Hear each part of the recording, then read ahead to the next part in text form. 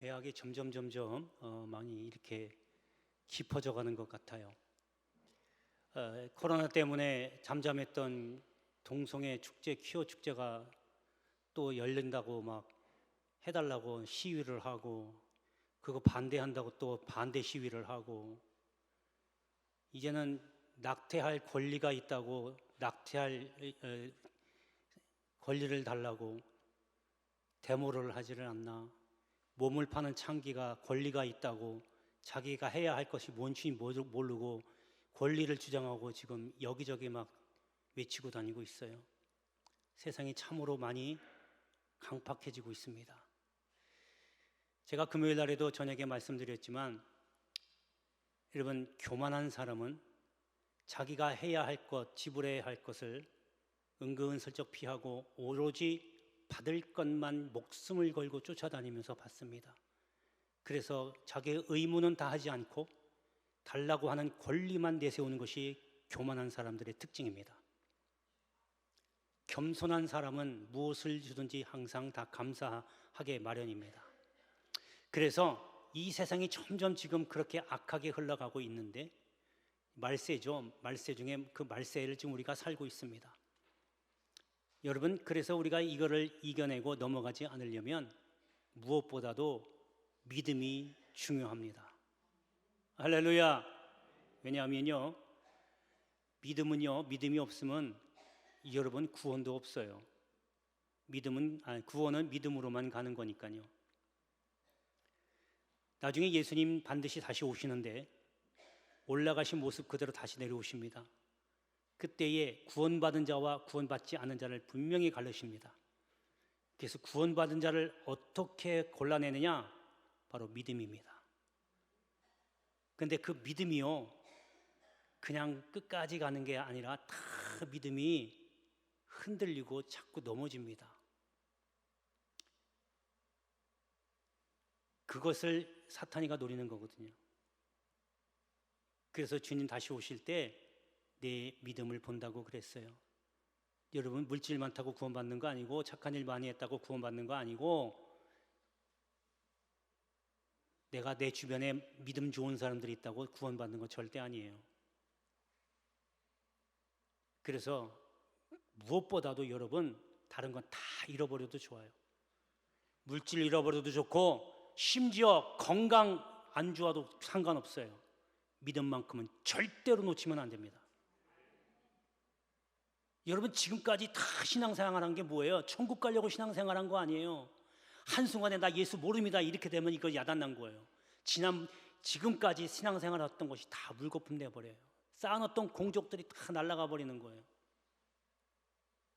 여러분, 그렇다고 지금 옛날 중세시대처럼 목에다 칼 들이대고 예수 안 믿는다고 모른다고 해라 그러면 살려주기, 여러분 지금 그렇게 하는 데는 아무도 없어요. 둘러보세요. 어떤 방법으로 여러분들 믿음 끌어내리는지. 온갖 좋은 거 다 갖다가 유혹하잖아요. 뭐가 옳고 그른지 분별 못 하잖아요. 그렇게 만드는 거예요. 한순간 조금 발을 담그면요, 그 발 담근 게 점점 빠져들어가서 언젠간 나도 모르게 예수님과 하나님과 멀리 떨어져 있다는 사실도 모르는 채 계속 죽음의 나락으로 떨어지는 거예요. 그러니까 깨어 있어야 돼요. 내 믿음이 지금 자꾸 죽어가고 있는지, 병들어가고 있는지, 잠자고 있는지 계속 깨어서 확인해야 돼요. 수시로. 지금 단풍 구경하러 갈 때가 아니에요. 지금 여러분, 만약에 이 상태에 있다가 갑자기 예배드리는 도중에 지금 주님 나타나시면 할렐루야 하고 손들고 기뻐하고 환영할 사람이 있어요? 지금 당장 죽으면 천국 갈 수 있다고 확신하십니까? 자문해 보세요. 만약에 그것이 확실한 대답이 없다면 여러분 회개하셔야 돼요. 아직도 기회는 있으니까요. 자, 그래서 여러분, 믿음은요, 눈에 보이지 않습니다. 히브리서 11장에 보면 믿음은 바라는 것들의 실상이요 보지 못하는 것들의 증거라고 했어요. 눈에 보이지는 않아요. 그런데요, 실상, 증거가 되는 거예요. 무슨 얘기냐면 눈에 안 보이지만 여러분 눈앞에 나타난다는 거예요. 여러분이 마음속으로 믿은 게, 생각을 하고 마음속으로 믿은 게 눈앞에 현실로 드러난다는 거예요. 할렐루야. 그게 믿음의 역사입니다. 여러분, 보이는 것은 보이지 않는 것으로 말미암았다고 그랬잖아요. 그게 뭐냐면 여러분, 눈앞에 보이는 지금 다 이런 세상들, 앞에 책상, 나무, 눈에 보이는 것들은요, 눈에 보이지 않는 것으로 생겨났다는 뜻이에요. 하나님의 말씀으로 세상을 창조하셨어요. 말씀 눈에 안 보이잖아요. 여러분, 말씀이라고 해서 성경책에 있는 이 글자가 아니라 하나님을 뜻합니다. 눈에 보이지 않잖아요. 그분이 말씀으로 세상을, 보이는 세상을 만드신 거예요. 그래서 여러분, 믿음이 있다면 반드시 눈에 보이는 현실로 나타나는데 이것이 바로 믿음의 역사입니다.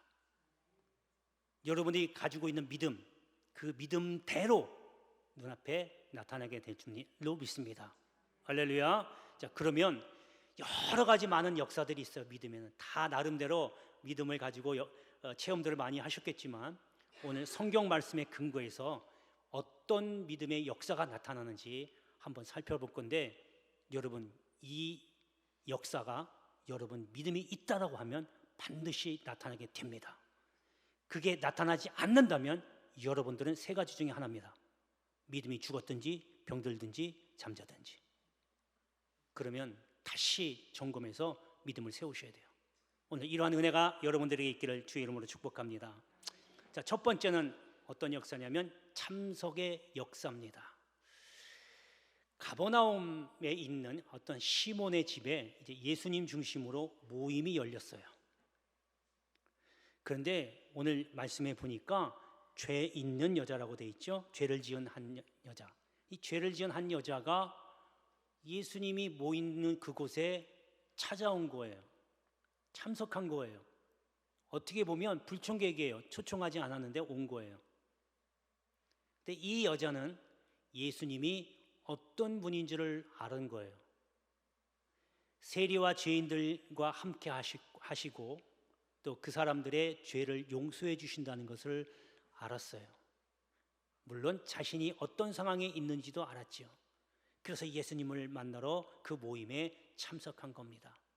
바꿔 얘기하면 그 여자, 죄를 지은 여자가 갖고 있는 믿음이 예수님 중심의 모임에 참석하게 했다라고 하는 겁니다. 그러니까 믿음이 있다라고 하면 예수 이름으로 모이는 곳에 참석하게 된다, 그 얘기예요. 할렐루야. 할렐루야. 뒤집어서 얘기하면 믿음이 없으면, 믿음이 떨어지면 예수님 이름으로 모이는 곳에 참석하지 않는다는 얘기죠. 참석을 덜 한다는 얘기예요. 여러분, 교인들의 예배 드리는 건요, 그리스도인이 예배 드리는 건 기본 중에 기본입니다. 저는요, 다른 교회에서도 주일날 성수, 주일 성수, 여러분 창피한 일이에요. 그리스도인이 당연히 해야 될 건 예배입니다. 헌법으로, 교회법으로도 정해져 있어요. 교인의 의무 예배, 공동 예배 출석입니다. 이것뿐만 아니라 교회에서 많은 행사들을 해요. 교제를 하기 위해서. 이런 것들에 참석하느냐 안 하느냐는 여러분의 믿음의 척도에 따라 다른 거예요. 그러니까 나는 왜 그런 역사가 없지 하는 것은 본인이 믿음이 없으니까 역사가 안 나타나는 거예요. 예수님도 기적을 베풀기 전에, 사도 바울도 기적을 베풀기 전에 그 사람의 믿음을 보고 행한 거예요. 예수님의 고향인 나사렛에 가서 기적을 잘 베풀지 않았던 이유는 고향에서 자란 사람이 누군지 너무 잘 알잖아요. 고향 사람들이. 예수님 목수였는데 무슨 그리스도야? 선지자야? 의심한 거죠. 믿질 않은 거예요. 그러니까 예수님이 그곳에서 기적을 많이 행하지 않았어요. 여러분, 하나님의 어떤 분이세요? 없는 데서 있게 하신 분입니다. 아무것도 없는데 말씀 하나로 세상을 창조하셨고 못하실 것이 없으신 분이에요. 믿으시면 아멘 하세요. 여러분, 그걸 믿으신다면, 정말로 내 마음속에 깊숙이 뼈에 새기고 믿는다고 하면, 여러분 왜 문제거리 갖고 골치 아프게 그러고 있냐고요. 하나님께 왜 안 맡기고 본인이 해결하려고 하냐 이 말이에요. 맡기셔요. 예, 하나님은 못하실 분이 없으시고 능치 못하실 분이 없으시다고 고백하고 그렇게 믿는데 왜 행동이 안 나오냐는 거죠. 그러니까 믿음의 역사가 없는 겁니다. 여러분 믿음은요, 여러분 제대로 된 믿음이라면 그러니까 공동 예배는 기본적이라 말씀을 잘 안 드리겠고요. 예수 이름으로 모이는 곳에는요, 여러분 다 참석하게 되어 있습니다. 이것이 여러분들의 믿음이 그대로 드러나는 거예요. 믿음은 눈에 보이지 않는다고 모를 것 같아요. 결과나 행동을 보면 나와 있는 거예요. 여러분 믿음의 역사, 여러분의 문제 해결되기를 기대하는 역사들, 하나님이 하실 것을 기대하는 그 믿음, 그런 믿음의 역사가 여러분들 가정 위에 있게 되기를 주의 이름으로 축복합니다. 자, 두 번째는 사랑의 역사입니다. 여러분 고린도전서 13장은 사랑장입니다. 거기에 마지막 절 13절에 보면 그런즉 믿음, 소망, 사랑 이 세 가지는 항상 있을진데 그 중에 제일은 사랑이라, 이렇게 하면서 13장이 끝납니다. 여러분 이렇게 말씀을 들어보면 믿음과 소망과 사랑, 이게 별개라고 생각하는데요, 다 연결되어 있습니다. 무슨 얘기냐면 소망이 있으면 믿음이 생기고 믿음이 곧 사랑으로 연결되는 거예요. 곧 다 같이 연결되는 거예요. 소망이 있다면 사랑으로 가고요, 믿음으로 가는 거예요. 그러니까 따로따로가 아닙니다. 믿음이 없으면 사랑도 없고 사랑이 없다면 소망도 없어요. 그런데 이러한 믿음, 이런 믿음을 가지려면요, 로마서에 보니까 환난은 인내를, 인내는 연단을, 연단은 소망을 이루게 한다, 그렇게 됐어요. 그러니까 여러분 믿음은요 거저 생기는 게 절대 아닙니다. 아까 참석하는 믿음이라고 그랬죠. 그냥 내가 가고 싶어서 간다고 와지는 게 아니에요. 예수님을 믿고 싶은다고 내가 마음대로 믿어지는 게 아니라니까요. 내가 깊이 있게 믿어야 되겠다고 해서 깊이 있게 믿어지는 게 아닙니다. 환난과 연단을 거쳐야 돼요. 가만히 30년 40년 엄마 뱃속에서부터 신앙생활 한다고 그것이 시간이 지날수록 믿음이 깊어진다? 여러분 그럴 수만 있다면 참 좋겠어요. 저 개인적으로도요. 그러면 주의 일, 아주 정말로 주님의 일이 주의 뜻이 이루어질 거예요. 그런데 그게 아니에요. 환난과 연단을 겪는 사람은 있지만 그걸 제대로 통과하는 사람이 없기 때문에 믿음이 깊이 있는 사람이 별로 없다는 거예요. 그건 목사나 일반 성도나 평신도나 예외가 아닙니다. 그래서 여러분 환난을 연단으로 이겨내셔야 돼요. 연단을 겪고 통과하셔야 돼요.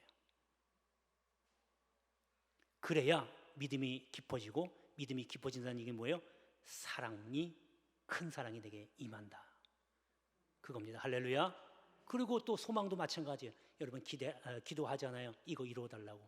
그 환난과 연단을 통과해야 그 기도에 응답이 오는 거죠. 하나님은 그냥 기도만 하니까 다 준다. 처음에는 그래요. 초신자들에겐 다 줘요. 하나님을 드러내야 되니까. 어느 정도 믿음이 들어가고 신앙생활하면요, 이런 과정이 없으면 기도 응답이 늦어집니다. 여러분 시편 18편 1절에 보면요, 이렇게 말씀하고 있습니다. 이게 누가 얘기한 거냐면 다윗이 고백한 건데요. 나의 힘이 되신 여호와여, 내가 주를 사랑하나이다. 여러분 이게 어떻게 나온 고백이냐면요, 다윗이 사울을 피해서 도망자 신세가 되면서 도망 다녀요. 근데 두 번 사울 왕을 죽일 기회가 있습니다. 그런데 다윗은요 죽이지 않죠. 왜요? 하나님께서 기름 부으신 자를 손대면 안 된다는 것을 알고 있었어요. 그리고 내가 지금 이 사울 왕을 처리하지 않는다 해도 하나님은 나를 이 환난에서 언젠가는 피하게 해 주실 것을 믿은 거예요. 하나님을 믿은 거예요. 그래서 사울 왕을 두 번이나, 한 번도 아니고 두 번이나 죽일 기회가 있었지만 하나님의 말씀에 순종해서 믿고 죽이지 않았어요. 자, 그랬더니 이제 결과가 사울이 죽잖아요. 죽고 나서 다윗이 아까 시편 18편의 1절에 그 말씀을 고백한 거예요. 나의 힘이 되신 여호와여, 내가 주를 사랑하나이다. 이게 얘기는요, 다윗이 하나님을 믿었고 그 믿음이 1절에 고백한 것처럼 사랑으로 이어졌다는 거예요. 바꿔 얘기하면 믿음이 있어야 진정한 사랑으로 연결된다는 거예요. 상대방을 향해서 사랑합니다, 우리 인사하잖아요. 축복합니다. 그 사람에 대해서 신뢰가 없고 믿음이 없다면 여러분 입 빨린 소리입니다. 그 사람을 정말 신뢰하고 믿는다면 사랑합니다라고 하는 말이 진정성이 있어요. 똑같이 주님 사랑합니다라고 고백을 해도 그 사람이 주님에 대한 믿음이 없으면 그 사랑은 입 발린 소리예요. 뭐 그거는 저보다 주님이 더 잘 아시겠죠. 자, 오늘 본문에 보면요, 한 여자가 이제 예수님을 만나러 오는데 옥합에 든 향유, 그러니까 향유를 담은 옥합을 가지고 옵니다. 옥합은 그냥 뚜껑 없는 항아리라고 보시면 돼요. 거기에 향유, 이 향유가요, 이 당시 로마 시대 때는요 굉장히 고가입니다. 구하기도 힘든 거예요. 그래서 이 귀족 여자들만이 가지고 있던 건데 얼마나 구하기가 힘들었냐면 이것을 가지고 있는 사람이 얼마나 부자냐 할 정도로 부의 척도로 삼은 것이 바로 이 향유입니다. 이 향유가 얼마나 비싸냐면요, 당시에 군인 월급의 10개월치 월급이에요. 어마어마하게 비싼 거죠. 그래서 이거를 어떻게 구했는지 모르지만 이 죄 지은 여자가 들고 와서 울며 주님 발 앞에 다 쏩니다. 여러분, 여기 울다라고 했는데 여러분, 이 울다는 게 단순히 그냥 단어라 울다라고 하는 그 단어 하나만 생각하시면 여러분 이 여인의 마음을 이해할 수 없을 거예요. 이 여인이 닥쳐 있는 상황, 그리고 말할 수 없는 고통, 그리고 비난당하는 소리, 이런 것들 너무 한이 맺혀서 이거를 터뜨려 놓는, 뭐라고 할, 그냥 구구절절 얘기할 필요 없이 한마디로 그냥 울어버린 거예요. 자기의 한 맺힌 것들, 억울한 것들, 지금 할 수 없는 이런 힘든 고통들 주님 앞에 울은 겁니다. 여러분, 주님 앞에 얼마나 우셨어요? 얼마나 울어보셨어요? 정말로 주님을 믿는다면 주님께 의지하고 우셔야 돼요. 펑펑펑 우세요. 여러분, 결과지만 나중에 다 문제가 해결되잖아요. 이게 뭐예요? 주님을 믿고 사랑하기 때문에 희생하는 거예요. 가장 귀한 걸로 주님 앞에 드린 거예요. 그게 헌신적인 사랑입니다. 사랑은요, 다 주려고 하지 받기만 하는 게 아니에요. 받는다면 사랑이 부족한 거죠. 당신은 사랑받기 위해 태어났다고 하지만 사랑 주기 위해서 그 사명을 가지고 있다는 말도 돼요. 그것이 바로 여러분의 믿음의 척도입니다. 여러분이 정말로 주님을 믿고 사랑한다면 사랑하는 그 역사가 나타날 줄로 믿습니다. 이런 믿음의 역사가 있게 되기를 축복합니다. 자, 마지막 세 번째는 평안의 역사입니다. 자, 오늘 본문에 보면요, 죄를 지은 한 여자라고 표현되어 있는데 이 여자는 창기입니다. 그러니까 이 여자는요, 죄를 지었기 때문에 기쁨이 없고 만족이 없어요. 항상 고통 중에 살았던 겁니다. 평안이 없는 거죠. 생활에 만족도 없어요. 그러다 예수님 소문을 들었어요. 아, 예수님께 오면 문제가 해결된다는 그 소문을 듣고 찾아온 겁니다. 그리고 귀한 것 드렸어요. 예수님을 만납니다. 예수님께서 내 죄 사함을 받았다 선포합니다. 여러분, 그리고 나서 그 다음에 또 뭐라고 그래요? 내 믿음이 너를 구원했으니 이제 평안히 가라. 여러분, 죄 사함 받고 평안을 얻었어요. 여러분, 이 여인이 믿음을 갖고 주님을 만났더니 평안을 얻은 겁니다. 여러분, 평안을 어디 저기 큰 롯데마트나 홈플러스 가서 돈 줄 테니까 사오실 수 있어요? 이걸 간절히 원하지만 못 받을 수 없죠. 왜요? 평안은 눈에 안 보이는 거니까 누가 주시는 거예요? 눈에 보이지 않는 하나님이 주시는 거예요. 이걸 눈에 보이는 돈 주고 산다? 말도 안 되는 소리입니다. 삼성의 이건희 부회장이 와서 있는 전 재산 줄 테니까 나에게도 평안 주세요. 절대로 그렇게 할 수 없지만 그렇게 돼도 안 됩니다. 살 수도 없고 그렇게 해서 주지도 않아요. 그러니까 여러분 얼마나 행복해요. 왜? 여러분, 이건희 회장보다 더 부자잖아요. 왜? 이재용 부회장은 그걸 못해요. 평안을 얻는 방법을 몰라요. 그렇지만 여러분은 이제 말씀을 듣고 평안을 얻을 수 있는 방법을 깨달았잖아요. 그러니 이재용보다 더 부자지요. 더 귀한 걸 갖게 되잖아요.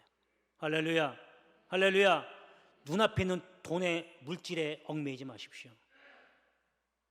하나님이 주신 평안, 그 평안을 받기를 바랍니다. 주님 만나세요. 인격적인 주님을 만나세요. 그것이만이 여러분들이 갇혀있는 문제가 되지 않습니다. 설령 하나님 이 문제 해결해 주세요, 내 마음이 정말 답답하고 힘듭니다 라고 고백을 하고 기도를 했는데도 아직 응답이 없다라고 하면, 여러분 하나님 성경에 보니까 기도 응답해 줄게 라고 직접적으로 말씀하시기보다는 내 생각과 마음을 지키시리라 그랬어요. 이게 뭐냐면 문제가 해결되지 않아도 마음에 평안이 있겠다 그거예요. 할렐루야. 그러면 다 끝난 거죠. 나한테 문제가 와도 그게 문제가 안 되는 거예요. 그럼 뭐가 걱정이에요? 여러분 꼭 문제가 해결돼야 하나님이 응답하셨습니까? 이겁니까? 이제는 좀 차원을 좀 한 단계 좀 깊이 있게 들어가십시오. 문제가 해답이 안 돼도 그 문제를 보면서도 내 마음이 평안해졌다, 이미 하나님이 응답하신 겁니다. 할렐루야. 이러한 믿음의 역사 여기 계신 모든 분들에게 임하기를 주의 이름으로 축복합니다. 기도하겠습니다. 은혜로우신 아버지 하나님, 저희들에게 필요한 것은